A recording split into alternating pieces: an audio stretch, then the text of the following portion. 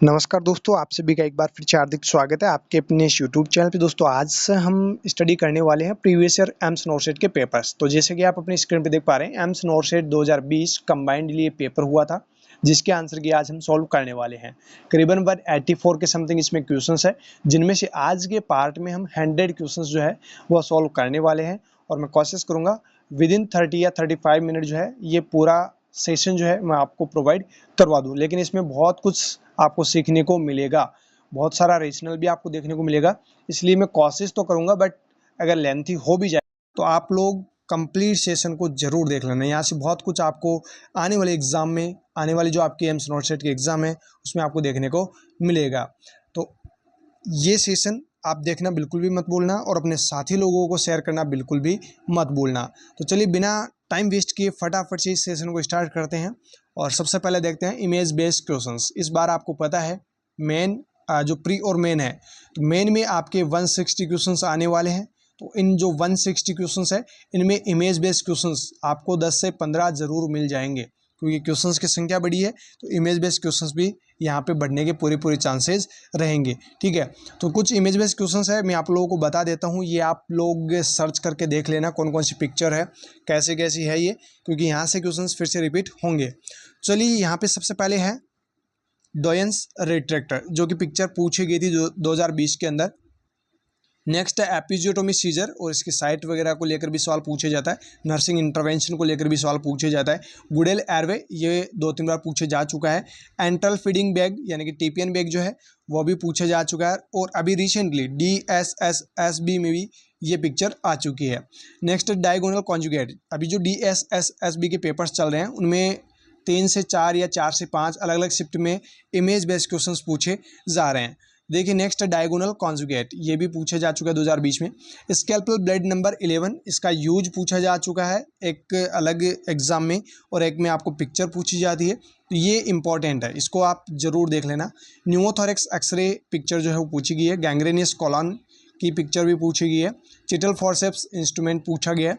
ओबीजी से right ऑक्सीपिट posterior जो position है वो बच्चे की दिखा के पूछी गई है।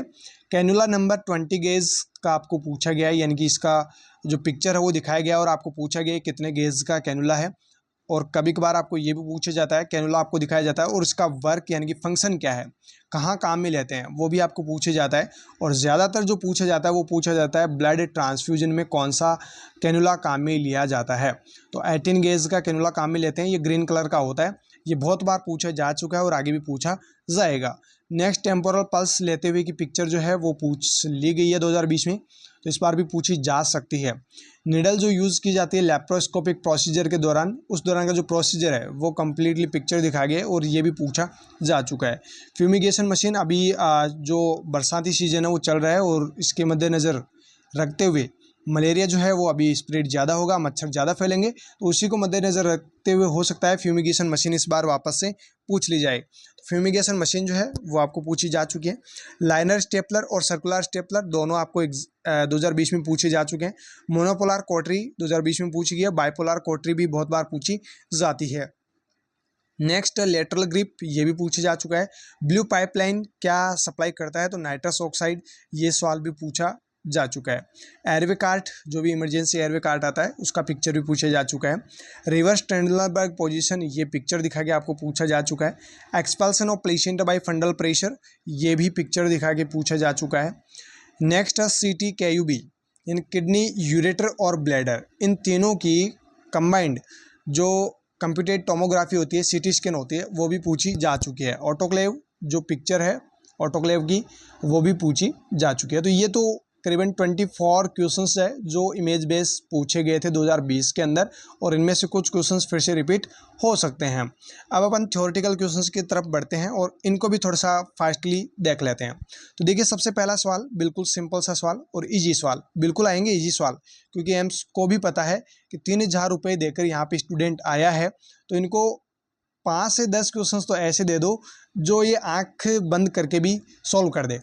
तो ऐसे ही क्वेश्चन यहाँ पे आप देख सकते हैं।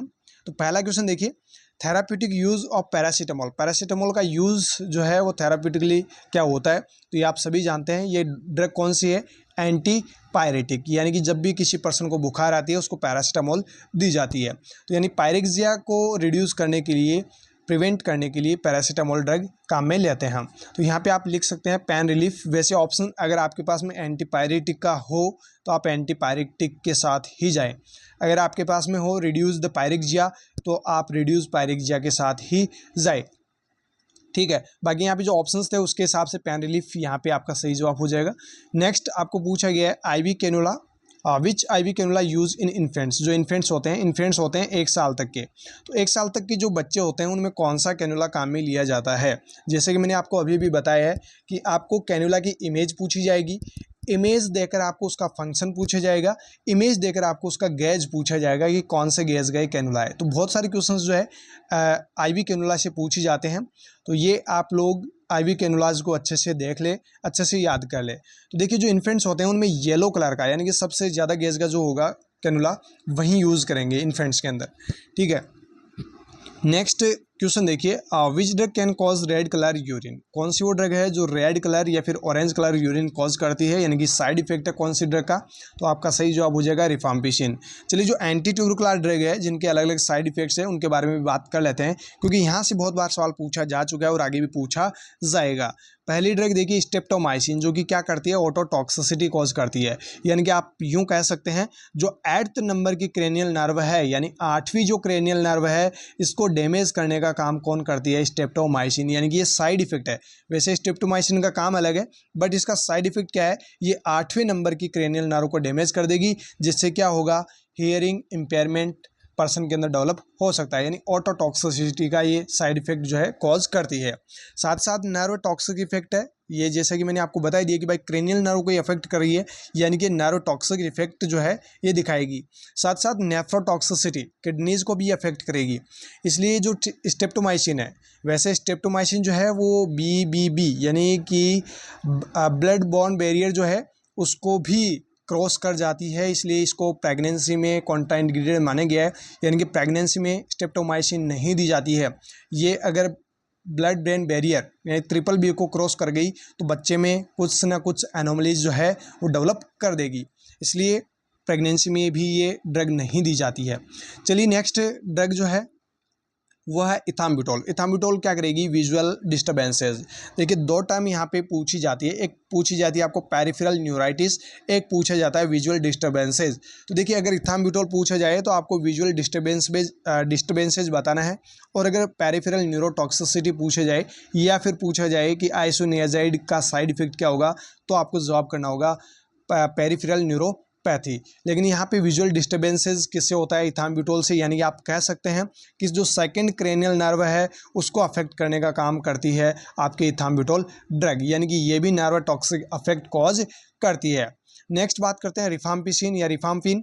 रिफाम्पिन जो ड्रग है ये रेड ऑरेंज कलर या फिर ऑरेंज रेड डिस्कलरेशन जो है ऑल ओवर बॉडी फ्लूइड्स का कॉज करती है, जिसके वजह से आपकी जो सलाइवा यानी जो पर्सन रिफाम्पिसिन खा रहा है उसकी जो सलाइवा होगा, यूरिन होगा, ठीक है, तो वो जो होगा मतलब उसका जो कलर होगा वो किस प्रकार का हो जाएगा, ऑरेंज रेड डिस्कलरेशन हो जाएगा। सीमन हो चाहे टीयर्स हो या फिर सलाइवा हो, ठीक है, यूरिन हो, इनका डिस्कलरेशन किसकी वजह से होता है, रिफाम्पिसिन की वजह से। सबसे इंपॉर्टेंट बात कि ऐसे वो कौन कौन सी ड्रग है या फिर कौन सी वो ड्रग है जो रिफाम्पिसिन के मेटाबॉलिज्म को बढ़ा देती है। वेरी इंपॉर्टेंट यहाँ से सवाल आपको पूछा जा सकता है।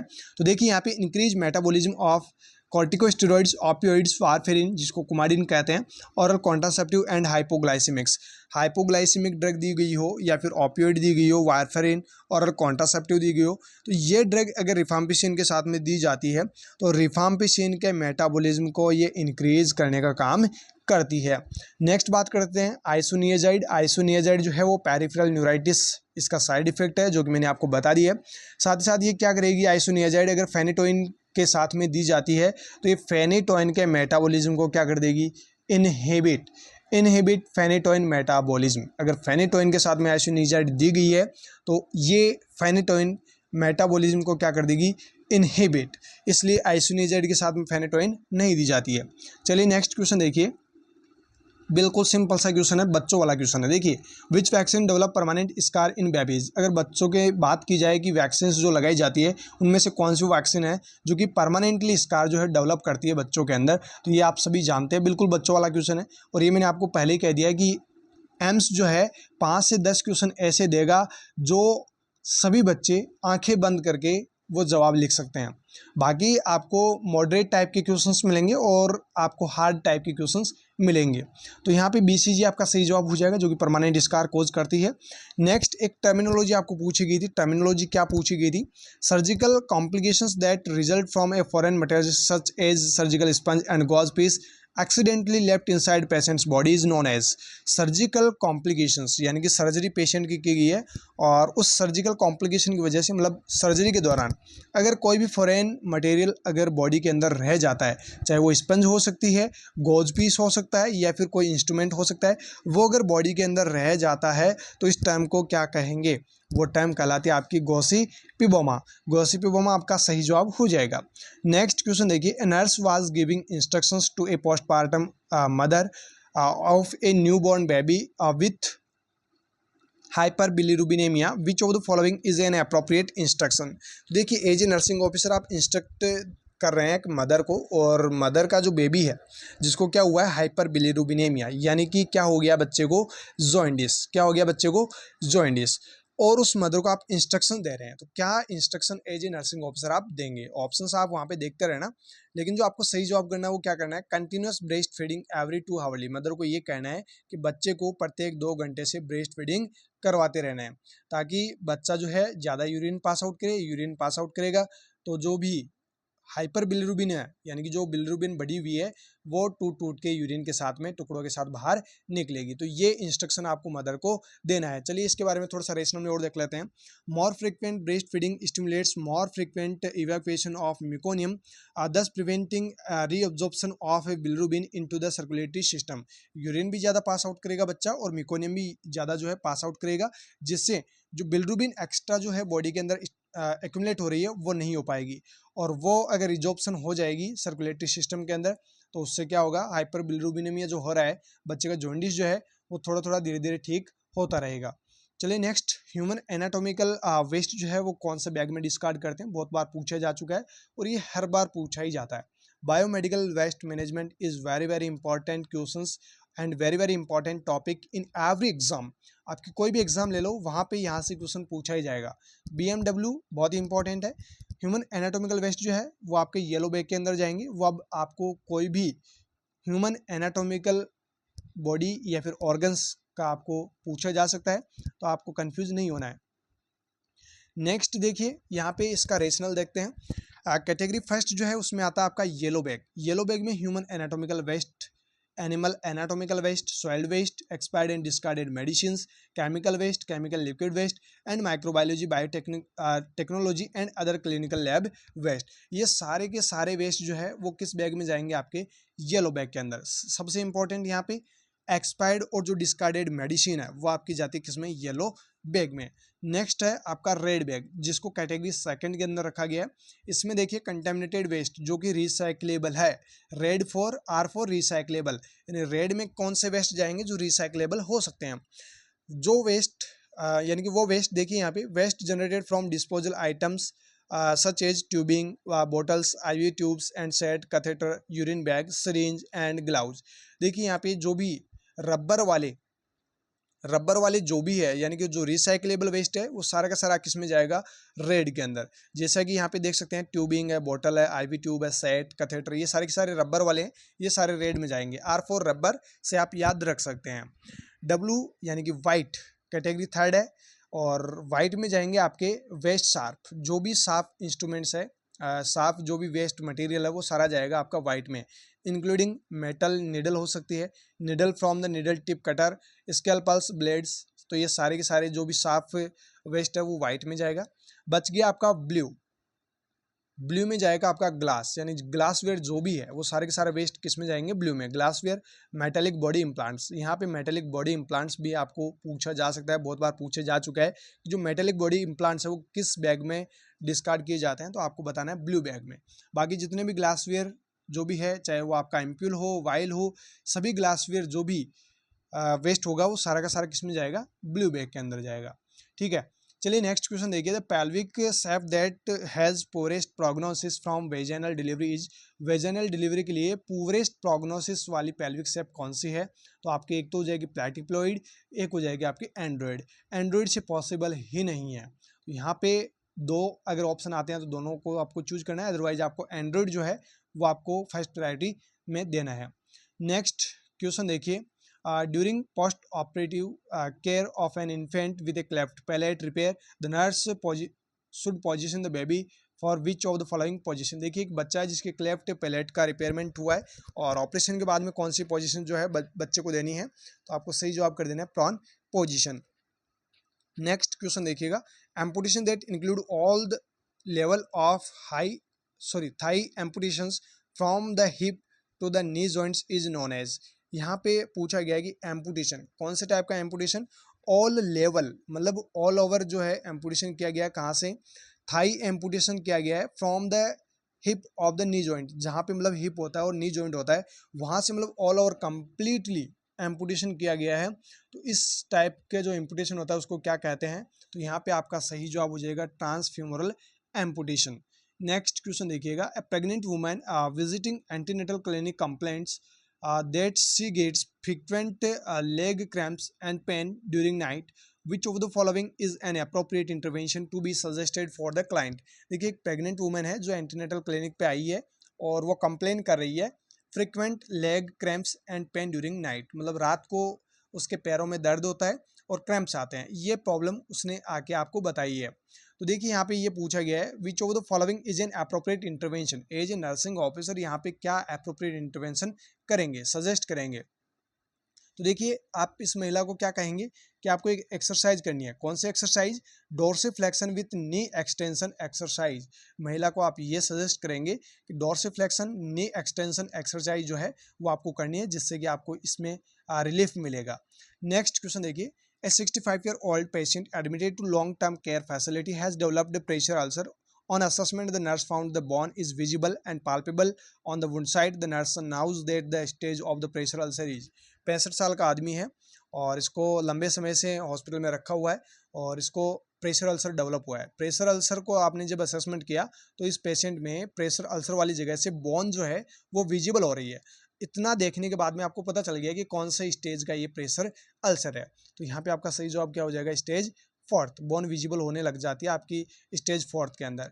स्टेज फर्स्ट में क्या होगा, नॉन ब्लैंचिंग एरिया होगा, इरिदमा डेवलप होगा, स्किन जो है वो इंटेक्ट रहेगी, ये आपको स्टेज फर्स्ट में देखने को मिलेगा। स्टेज सेकंड से बहुत बार सवाल पूछा जा चुका है और आगे भी पूछा जाएगा, इसलिए यहाँ पे सारी स्टेजेस जो है मेंशन की गई है। Stage second partial thickness ulceration हो जाता है, कहाँ का, एपिडर्मिस का एंड ड्रमिस का।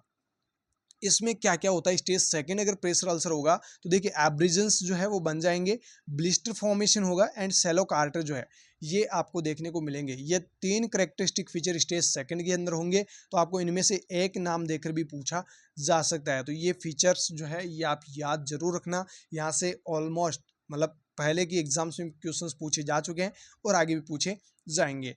नेक्स्ट देखिए यहाँ पे रेड पिंक वुंड, और यहाँ पे जो वुंड होगा वो कैसा होगा, रेड एंड पिंक टाइप का होगा।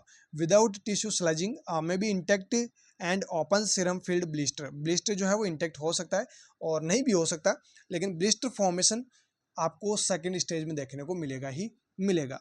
नेक्स्ट स्टेज आपकी थर्ड स्टेज, जिसमें ड्रमिस और एपिडर्मिस यानी दोनों लेयर तो अफेक्ट होगी, साथ ही साथ सब क्यूटेनियस टिश्यूज जो है वो भी अफेक्ट होंगे, यानी कि फुल थिकनेस अल्सरेशन आप इसको बोल सकते हैं, जिसमें epidermis, dermis and subcutaneous tissues जो है वो इन्वॉल्व होते हैं।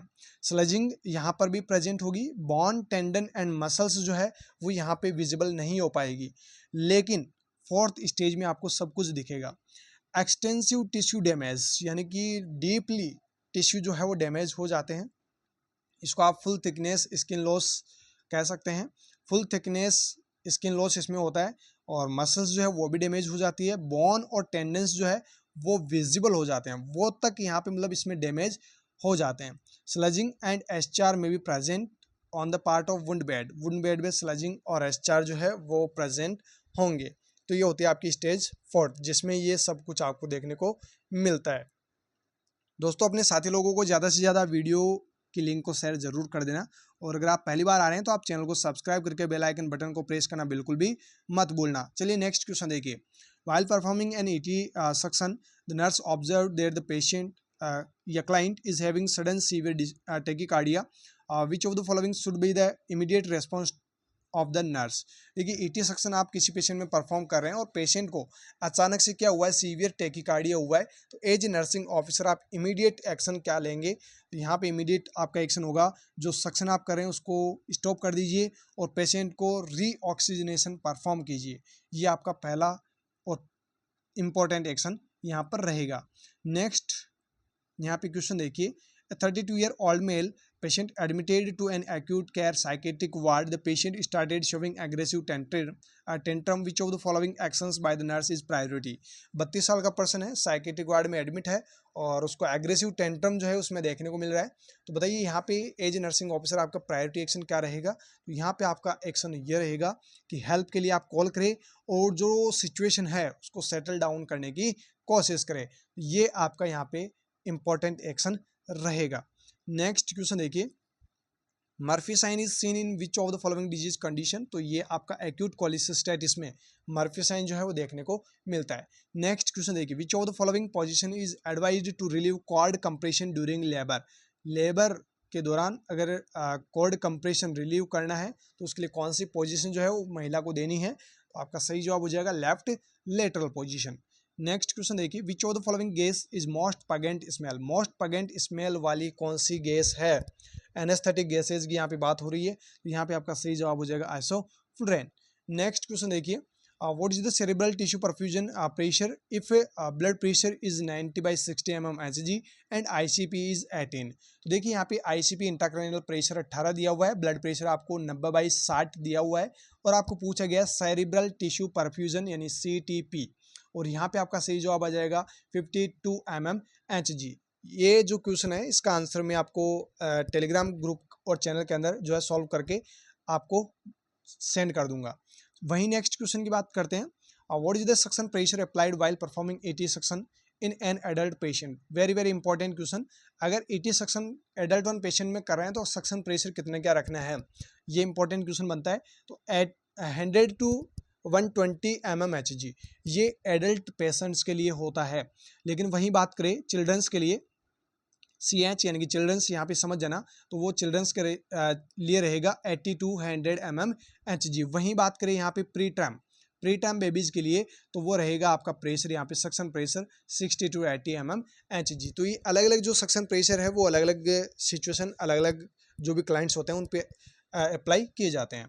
वेरी वेरी इंपॉर्टेंट ये यहाँ से सवाल बन सकता है। नेक्स्ट क्वेश्चन देखिए। ए 7-year-old child is intermittently bed wetting यानी कि एनुरेसिस at least 2 times a week. The nurse anticipate which of the following drug to be prescribed by the physician।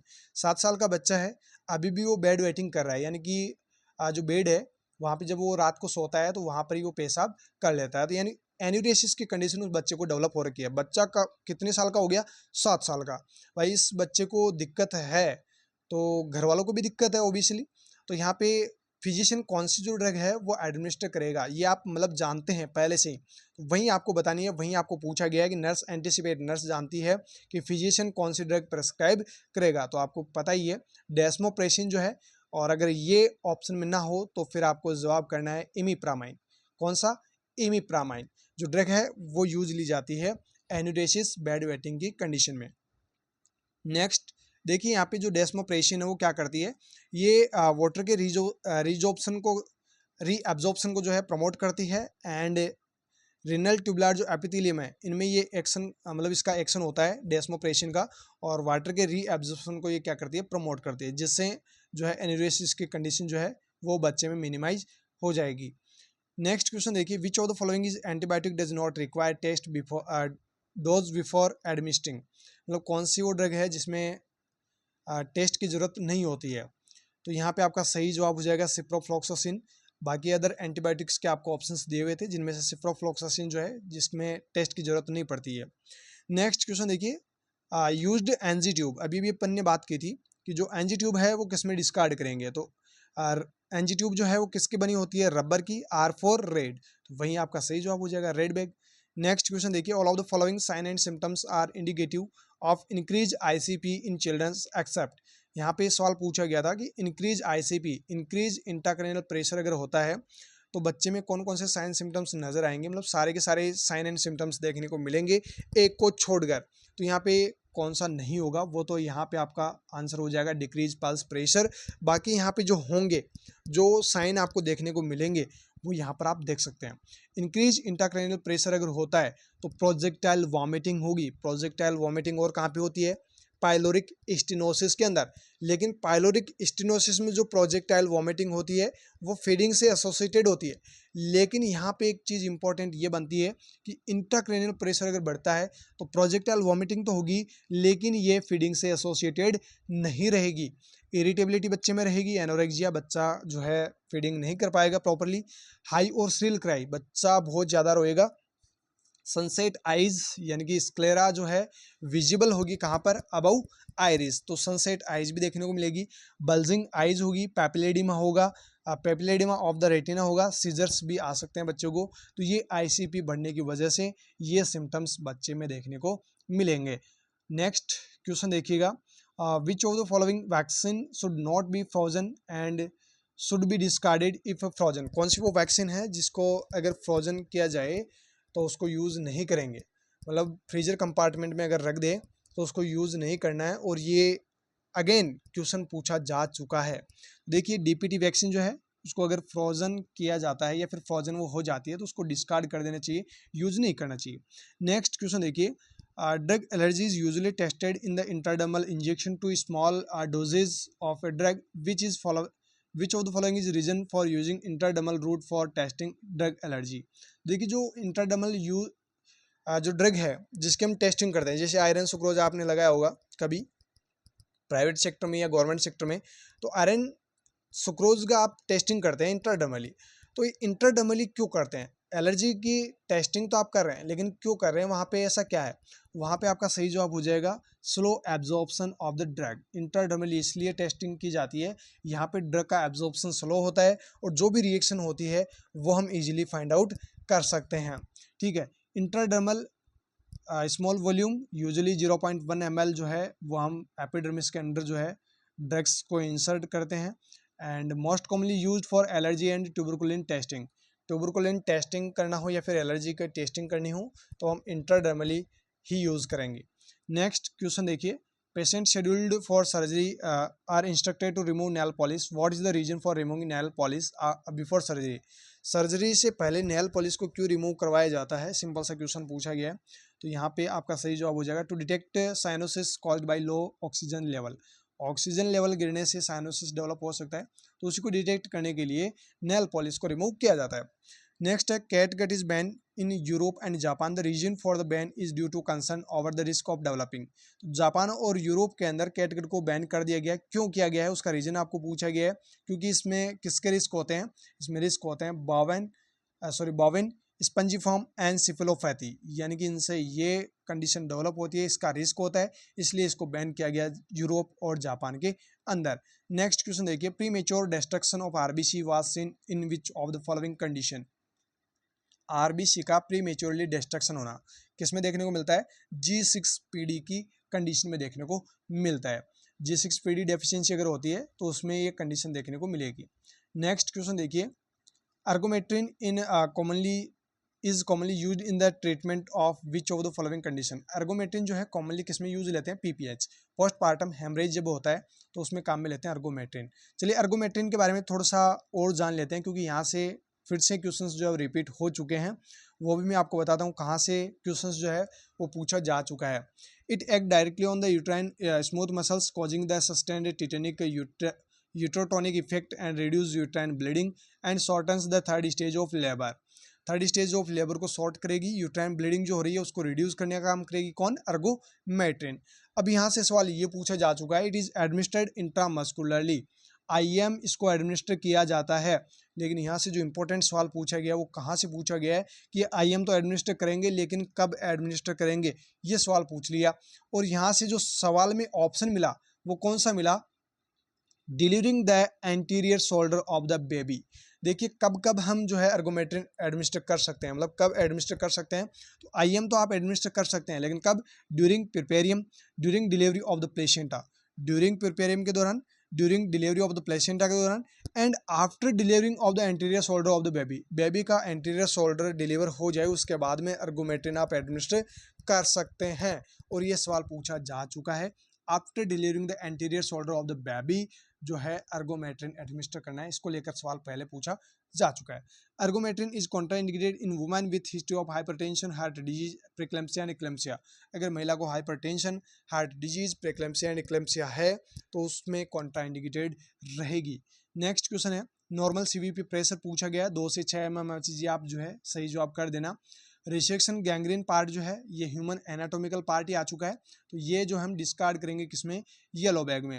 How to measure the uterine contractions to the pregnant lady who is on labour pain. Labour pain के दौरान जो pregnant lady है उसमें contractions आपको major करना है, तो कैसे क्या मेजर करेंगे? तो assess by placing the hand on abdomen. Abdomen में जो हैंड है उसको प्लेस करेंगे और असेस करेंगे, तो इस प्रकार से हम यूट्राइन कॉन्ट्रैक्शंस जो है वो मेजर कर सकते हैं।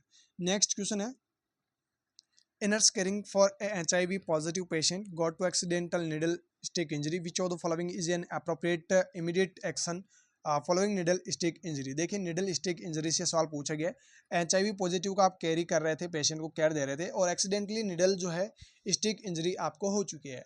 तो एज नर्सिंग ऑफिसर आप सबसे पहले यहाँ पे क्या करना चाहेंगे? तो यहाँ पे आपका सही जवाब हो जाएगा wash the wound and surrounding the skin with soap and running water.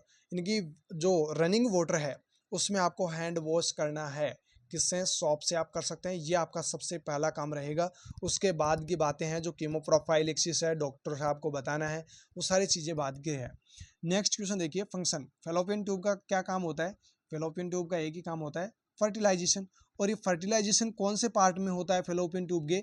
ये बहुत बार पूछा जा चुका है, तो आपको सही जवाब करना है एम्पुला। एम्पुला जो पार्ट होता है फेलोपियन ट्यूब का, वहाँ पे फर्टिलाइजेशन होता है। फंक्शन जो रहेगा वो क्या रहेगा? ओवल ट्रेवल जो है इन ट्यूब से, यानी फेलोपियन ट्यूब के अंदर करेगा, ओवरीज से यूट्रस की तरफ, एंड यहाँ पे स्पर्म जो है आके और एक जगह जब इनका फ्यूजन होगा तो फर्टिलाइजेशन यहाँ पे हो जाएगा। तो ये काम रहेगा फेलोपियन ट्यूब का। नेक्स्ट है leading anatomical part of foetus closest to the pelvic inlet of the birth canal. Birth canal की पैल्विक इनलेट और फिटस का जो एनाटोमिकल पार्ट है, इन दोनों के बीच का जो रिलेशन होता है वो क्या कहलाता है? प्रेजेंटेशन। यहाँ से भी सवाल पूछे जाते हैं। देखिए एटीट्यूड से सवाल पूछा गया है, लाई से सवाल पूछा जा चुका है, प्रेजेंटेशन से भी सवाल पूछा जा चुका है। तो देखिए यहाँ पे तीनों को समझते हैं इजी लैंग्वेज में। एटीट्यूड क्या है? एटीट्यूड है relationship of foetal parts to each other. Foetal part का ऑल अदर जो भी पार्ट्स बच गए उनसे रिलेशनशिप जो होता है वो कहलाता है एटीट्यूड। लाई जो है वो होती है लॉन्ग एक्सिस ऑफ फिटस से लॉन्ग एक्सिस ऑफ मदर, इनके बीच का रिलेशनशिप कहलाती है lie. Presentation body part of fetus that engaged in the true pelvis. Presentation हम किसको बोलते हैं? जो फिटस का जो क्लोजेस्ट पार्ट है, जब पेल्विक इनलेट के अंदर बर्थ कैनाल में जो है एंटर करेगा, इंगेज करेगा, तब वो कंडीशन कहलाएगी प्रेजेंटेशन। ठीक है।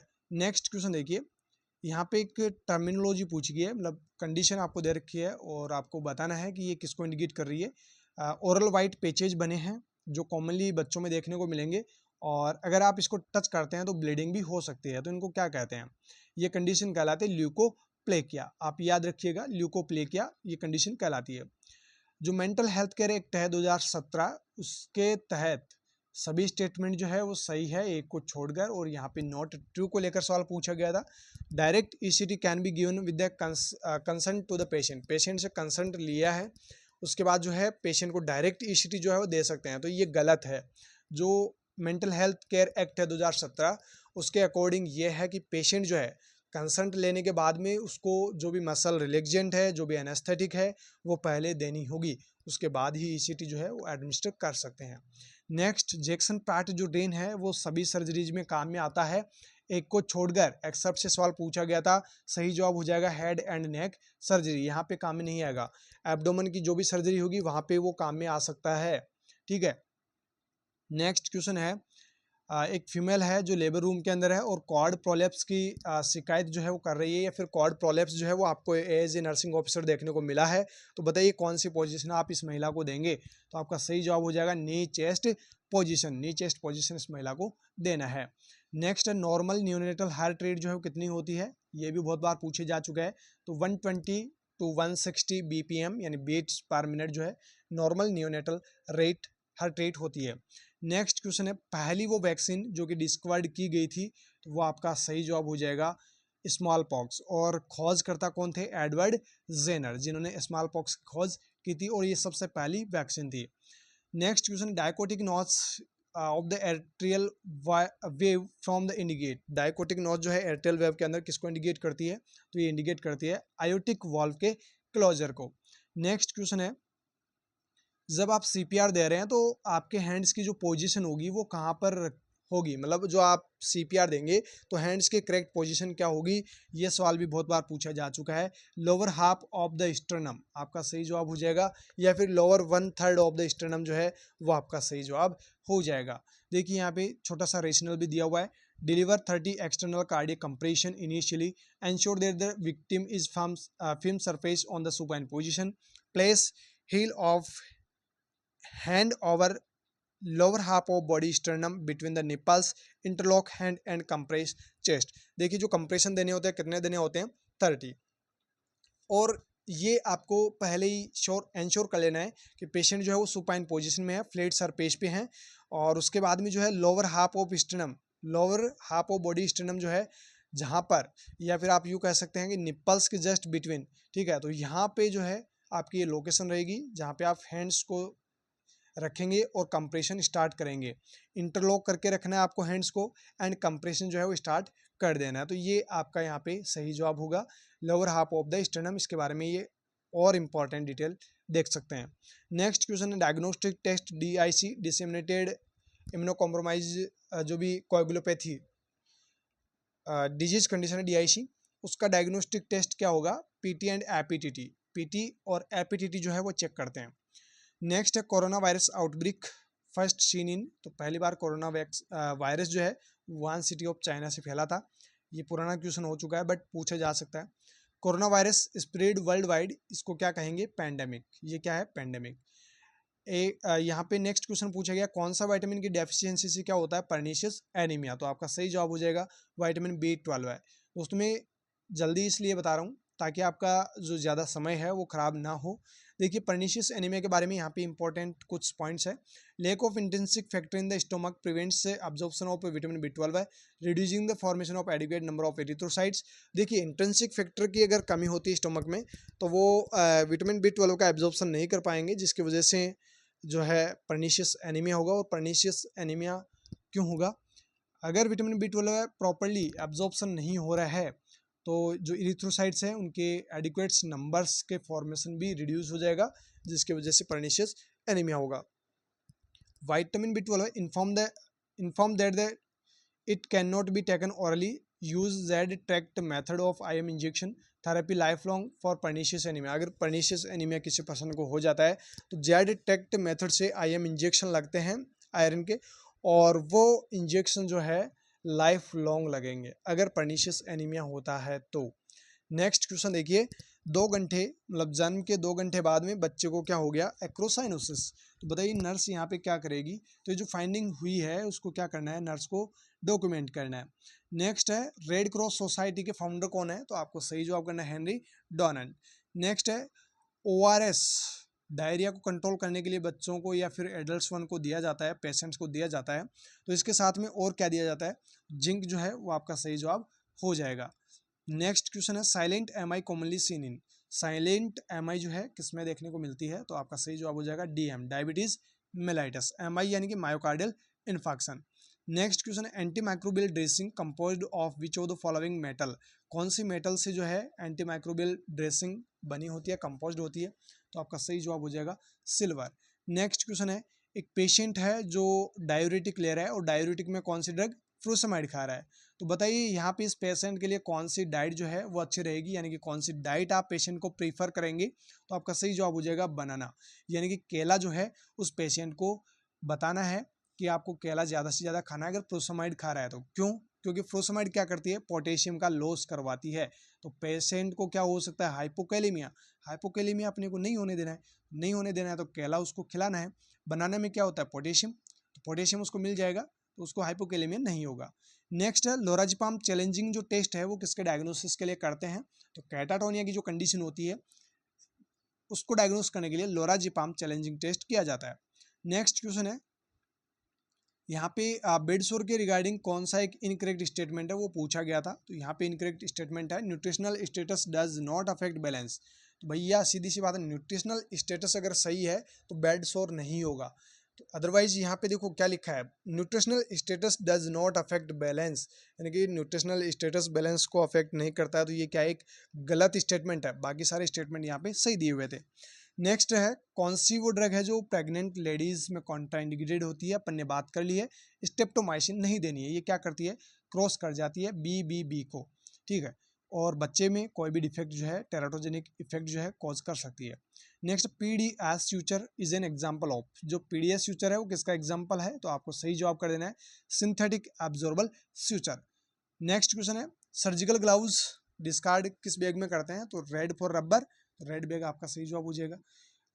Vitamin deficiency leads for gum bleeding, gum bleeding किसी पर्सन को हो रही है, मतलब कोई ना कोई विटामिन की डेफिशिएंसी हुई है। कौन से विटामिन की डेफिशिएंसी हुई है, विटामिन सी, विटामिन सी की वजह से क्या हुआ, गम ब्लीडिंग। नेक्स्ट है, मैक बर्नी पॉइंट पे पेन अगर हो रहा है तो ये किस बीमारी को इंडिकेट कर रहा है, ये बीमारी को इंडिकेट कर रहा है अपेंडिसाइटिस, अपेंडिक्स में इन्फेक्शन या इन्फ्लामेशन हो चुका है। इसमें होगा क्या, और एनोरेक्सिया होगा, नोजिया होगा, राइट लोअर क्वाड्रेंट पेन होगा जिसको मैकबर्नी पॉइंट पेन आप बोल सकते हैं, रीबाउंड टेंडरनेस होगी। तो ये सब कुछ अपेंडिसाइटिस में देखने को मिलेंगे। नेक्स्ट क्वेश्चन है, ET ट्यूब साइज यहाँ पे दी हुई है 5.5 mm और ये किस में यूज करेंगे, तो आपका सही जवाब हो जाएगा चिल्ड्रन। नेक्स्ट है, क्लोनिडीन जो कि यूज ली जाती है किसमें, हाई ब्लड प्रेशर अगर किसी को हो रखा है तो उसके ट्रीटमेंट के लिए क्लोनिडीन यूज ली जाती है, मतलब हाई ब्लड प्रेशर को डिक्रीज करने में काम आएगी। नेक्स्ट है, बैंडेजिंग, बैंडेजिंग अगर लोअर लेग में करनी है तो स्टार्ट कहाँ से करेंगे, तो आपका सही जवाब हो जाएगा फुट, पैर से जो है स्टार्ट करनी है, उसके बाद ही लेग तक आपको लेके जानी है। नेक्स्ट है, लिग्नोकैन किस बीमारी को ठीक करने के लिए काम में लेते हैं, तो एरिथमियाज में काम में लेते हैं लिग्नोकैन। कौन सा IV फ्लूइड जो है वो दिया जाता है किसके साथ में, पैक्ड RBC, अगर पैक्ड RBC पेशेंट को एडमिनिस्टर की गई है, इन्फ्यूज की गई है तो कौन सा IV फ्लूइड देंगे, NS यानी नॉर्मल सैलाइन जो है वो एडमिनिस्टर करना है। कौन सा इलेक्ट्रोलाइट है जो कॉज करता है एट्रियल डीपोलराइजेशन, यहाँ से वेरी वेरी इंपॉर्टेंट सवाल बनते हैं जिसके बारे में यहाँ पे रेशनल में आपको मिल जाएगा। तो देखिए, एट्रियल डिपोलराइजेशन कॉज करने वाला इलेक्ट्रोलाइट है आपका सोडियम, यहाँ पे रेशनल में इसको और जानते हैं। P वेव जो है वो आपकी रिप्रेजेंट करती है एट्रियल डिपोलराइजेशन को, यानी कि आप इसको याद कर सकते हैं PAD से, PAD से आप इसको याद कर सकते हैं। एट्रियल डिपोलराइजेशन कौन सी होगी आपकी, P वेव। बच गई आपकी T वेव, तो T वेव आपकी जो है रीपोलराइजेशन, कौन सी को, वेंट्रिकल रीपोलराइजेशन करेगी। बाकी जो QRS कॉम्प्लेक्स है वो आपका atrial depolarization sorry ventricular depolarization को इंडिकेट करेगा, यानी कि यहाँ पे होगा क्या, QRS में डिपोलराइजेशन ही होगा, लेकिन कहाँ का होगा, वेंट्रिकुलर का। और जो T वेव है वो वेंट्रिकल्स के रीपोलराइजेशन को इंडिकेट करती है, रिप्रेजेंट करती है। तो यहाँ पे देखिए, जो P वेव है वो भी डिपोलराइजेशन कर रही है और QRS है वो भी डिपोलराइजेशन कर रहे हैं, लेकिन ये एट्रियल कर रही है, ये वेंट्रिकल कर रही है, यानी कि वेंट्रिकुलर कर रही है। बाकी जो T वेव है वो आपका रीपोलराइजेशन को रिप्रेजेंट करेगा। यहाँ से भी बहुत बार सवाल पूछे जा चुका है। नेक्स्ट क्वेश्चन है कि लंग्स साउंड जो कि डिमिनिश्ड है, साथ ही साथ इंस्पायरेशन के दौरान पेन हो रहा है, तो ये किसका क्लासिक साइन है, तो आपका सही जवाब हो जाएगा न्यूमोथोरैक्स। न्यूमोथोरैक्स में और क्या क्या होंगे वो भी देख लीजिए। यहाँ से इंपॉर्टेंट सवाल ये भी बनता है, फ्लेल चेस्ट, ये न्यूमोथोरैक्स में आपको देखने को मिलेगा। देखिए, टैकीकार्डिया होगा, हाइपोटेंशन होगा, रैपिड सैलो रेस्पिरेशन होगा जो कि एसिमेट्रिक होगा, डायफोरेसिस होगा, प्रोग्रेसिव साइनोसिस देखने को मिलेगा। फ्लेल चेस्ट यानी कि लूज चेस्ट सेगमेंट जो है वो देखने को मिलेगा, जो कि मूव हो जाएगा inward during inspiration and outward during expiration, यानी कि जो चेस्ट सेगमेंट है वो इनवर्ड कब होगा, इंस्पायरेशन के दौरान और आउटवर्ड कब होगा, एक्सपायरेशन के दौरान, जिसको आप कह सकते हैं पैराडॉक्सिकल रेस्पिरेशन। पैराडॉक्सिकल रेस्पिरेशन किसमें देखने को मिलती है, फ्लैल चेस्ट के अंदर, और फ्लैल चेस्ट आपको किसमें देखने को मिलेगा, न्यूमोथोरैक्स के अंदर। नेक्स्ट ब्रीथ साउंड जो है वो अफेक्ट होगी, यानी कि डिमिनिश्ड या फिर एब्सेंट रहेगी, जैसे कि आपको यहाँ पे दिया हुआ है। Increase PCO2, decrease PO2, oxygen कम हो जाएगा, CO2 के लेवल बढ़ जाएगा। नेक्स्ट क्वेश्चन देखिए, कौन से वीक पे जो मदर है बच्चे का पहला मूवमेंट फील करती है, जिसको क्या कहते हैं, क्विकनिंग। और क्विकनिंग जो है वो एवरेज देखा जाए तो 16 to 20 वीक जो है माना जाता है। बाकी ऑप्शंस पे डिपेंड करता है, अगर ऑप्शंस दिए हुए हैं 16 to 18 वीक तो आपका सही जवाब 16 to 18 वीक होगा, और अगर 18 to 20 वीक दिया हुआ है और 16 to 18 वीक नहीं दिया हुआ है तो फिर 18 to 20 वीक के साथ में आपको जाना है। बाकी नॉर्मली एवरेज देखें तो 16 to 20 वीक जो है पहला फीटल मूवमेंट जो है मदर को फील होता है, जिसको क्विकनिंग कहते हैं। नेक्स्ट क्वेश्चन है, the assessment of acute malnutrition in children. देखिए बच्चों में अगर एक्यूट मालन्यूट्रिशन को असेसमेंट करना है तो क्या चीज़ जो है असेस करेंगे, तो weight for height, very important, ये बहुत बार रिपीट हो चुका है। एक्यूट मालन्यूट्रिशन को असेस करना है, वेट फॉर हाइट चेक करना होगा। कौन सा हार्मोन है जो कैल्शियम और फॉस्फेट को रेगुलेट करता है, तो पैराथायरॉयड हार्मोन जो है वो आपको सही जवाब कर देना है। डिस्टेंडेड जुगुलार वेन जो है किसमें देखने को मिलेगी, increase central Venus pressure, increase CVP, increase central Venus pressure में जो है जुगुलार वेन डिस्टेंडेड देखने को मिलेगी। जुगुलार वेन और कौन से कंडीशन में देखने को मिलती है, सर्कुलेटरी ओवरलोड में। सर्कुलेटरी अगर ओवरलोड होता है तो उसमें भी जुगुलार वेन डिस्टेंशन देखने को मिलेगा। और कहाँ पे जुगुलार वेन डिस्टेंशन देखने को मिलता है आप कमेंट करके बताइएगा। देखिए यहाँ पे CVP, सेंट्रल विनस प्रेशर, और राइट एट्रियल प्रेशर जो है नॉर्मली कितना होता है, 2 to 6 mmHg। अगर ये बढ़ जाएगा तो क्या होगा, जुगुलार वेन डिस्टेंशन देखने को मिलेगा। आफ्टर डेथ, कोई भी पर्सन है जिसकी डेथ हो चुकी है उसके बाद में जो कॉर्निया है वो कितने समय तक प्रिजर्व करके रख सकते हैं, तो आपका सही जवाब होगा 6 आवर्स, 6 घंटे तक कॉर्निया को बचा के रखा जा सकता है। कौन सा वो ब्लड ग्रुप है जो यूनिवर्सली रिसिपिएंट होता है, यानी कि सभी से वो ले सकता है, वो आपका सही जवाब हो जाएगा AB पॉजिटिव। और कौन सा वो ब्लड ग्रुप है जो सभी को दे सकता है, तो O नेगेटिव आपको सही जवाब कर देना है। नेक्स्ट है, विच स्नेक विनम कॉज रैपिड DIC, कौन सा स्नेक विनम है जो रैपिड DIC कॉज करेगा, तो वाइपर जो स्नेक आते हैं वो रैपिडली DIC कॉज करते हैं। Next and second last question आज के हमारे इस सेशन का, clinically used form of lithium is, lithium की कौन सी क्लिनिक मतलब फॉर्म है जो कि क्लिनिकली यूज ली जाती है, लिथियम कार्बोनेट आपको सही जवाब कर देना है।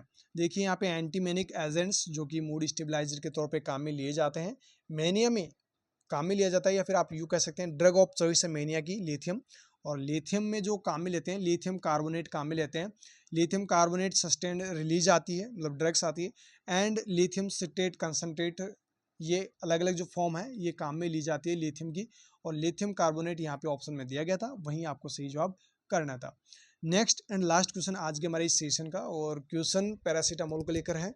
और जैसा कि मैंने आपको शुरुआत में ही बता दिया था पैरासीटामोल का क्वेश्चन, और वहाँ पे मैंने कहा था कि एंटीपायरेटिक अगर ऑप्शन में आता है तो वही ऑप्शन आपको चूज करना है। हो सकता है वहाँ पे जो आपको क्वेश्चन दिया गया था उसमें ऑप्शन शायद नहीं मिले थे, हमारे को वो ऑप्शंस नहीं मिला था एंटीपायरेटिक, तो उसकी वजह से वहाँ पे पेन रिलीफ जो है आंसर में आपको बताया गया। देखिए यहाँ पे प्राइमरी एक्शन क्या होगा इंजेक्शन पैरासीटामोल का, तो यहाँ पे आपका सही जवाब क्या रहेगा, एंटीपायरेटिक। तो दोस्तों ये थे हमारे टोटल 100 क्वेश्चंस जो आज के हमारे सेशन के हो चुके हैं। रिमेनिंग 84 क्वेश्चंस अभी इसी पेपर के देखेंगे, उसके बाद में हम नेक्स्ट पेपर देखेंगे, उसके बाद में नेक्स्ट पेपर। तो इस प्रकार से मैं आपको करीबन 1000 से भी ज़्यादा क्वेश्चंस आप लोगों को प्रोवाइड करवाने वाला हूं। तो आप सभी लोग इन सेशंस को अच्छे से ज़रूर देखना, जो भी लोग नॉर्सेट का एग्ज़ाम देने वाले हैं, और अपने साथी लोगों को वीडियो की लिंक्स ज़्यादा से ज़्यादा शेयर ज़रूर कर देना। मिलते हैं नेक्स्ट सेशन के अंदर। जैसे कि आप देख सकते हैं टाइम ज़्यादा हो चुका है, वैसे 48 मिनट तो अभी हो चुके हैं और 49 हो जाएंगे। तो नेक्स्ट सेशन में और थोड़ा सा जल्दी करेंगे, ज़्यादा समय आपका कंज्यूम हम नहीं करेंगे। तो मिलते हैं नेक्स्ट सेशन में, तब तक के लिए आप बढ़िया से अपनी तैयारी करते रहिएगा। Thank you so very much.